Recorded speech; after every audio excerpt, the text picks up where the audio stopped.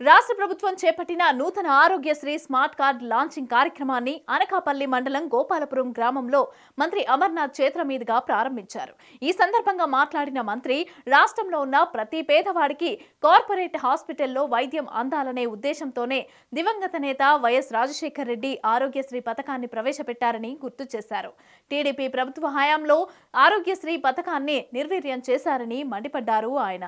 YCP ప్రభుత్వ హయాంలో corporate హాస్పిటల్లో 25 లక్షల రూపాయల వరకు ట్రీట్మెంట్ చేయించుకునే అవకాశం కల్పించారని తెలిపారు. ఈ విధంగా ఆరోగ్యశ్రీలో మరికొన్ని కిడ్నీ, లివర్ ట్రాన్స్ప్లాంటేషన్లు వంటి కీలక వ్యాధులను చేరుస్తూ కొత్త ఆరోగ్యశ్రీ కార్డులను మంజూరు చేయడం జరిగిందని వెల్లడించారు.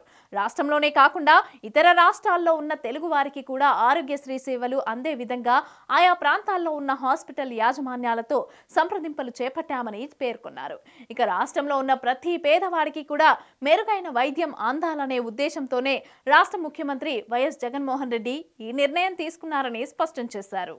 తూట్లు పొడిచి కనీసం ఆరోగ్యశ్రీకి సంబంధించినటువంటి బిల్లులు కూడా హాస్పిటల్కి ఇవ్వకుండా ప్రజలకు ఇబ్బంది పెట్టినటువంటి పరిస్థితులు మనం చూసాం.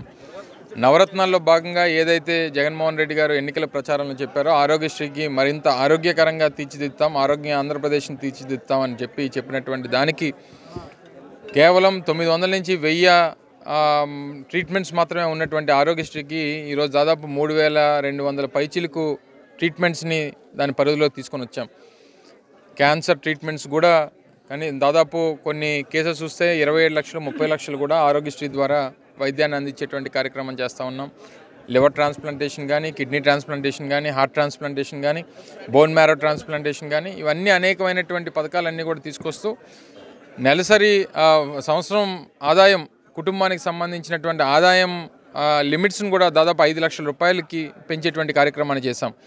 అంటే నెల జీతం 40 నుంచి 45 వేల రూపాయలు జీతం వచ్చినటువంటి కుటుంబ సభ్యుడికి కూడా ఆరోగ్యశ్రీ అమలు చేసేటువంటి కార్యక్రమాన్ని ఈ ప్రభుత్వం ముందుకొచ్చింది.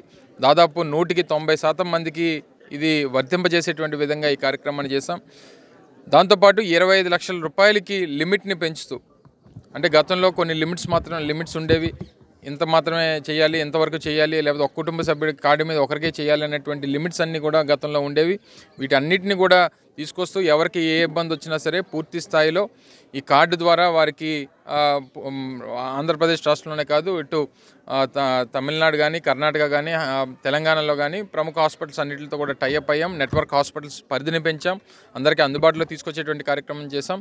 దీనికి అనుగుణంగా అనేక రకాలైనటువంటి కార్యక్రమాలు, మొన్న ఆరోగ్య సురక్ష కార్యక్రమం కానీ, ఇటువంటి కార్యక్రమాల ద్వారా చేసి ప్రజలకి మరింత చేరువ చేసేటువంటి కార్యక్రమాన్ని గౌరవ ముఖ్యమంత్రి జగన్మోహన్ రెడ్డి గారు చేస్తూ ఉన్నారు. ఇదొక చారిత్రాత్మకమైనటువంటి కార్యక్రమం. మరి దీనికి తద్వారా రాష్ట్రంలో ప్రజలందరికీ మంచి జరగాలని, ఆరోగ్యం బాగుండాలని, వాళ్ళకి ఏ కష్టం వచ్చినా ప్రభుత్వం ఉంటుంది అన్నటువంటి ఒక భరోసాని ఇచ్చేటువంటి ఈ గొప్ప కార్యక్రమానికి ప్రజల తాలూకా ఆశీస్సులో ఎప్పుడు కూడా ఉండాలని చెప్పి మీ సందర్భంగా కోరుకుంటాం.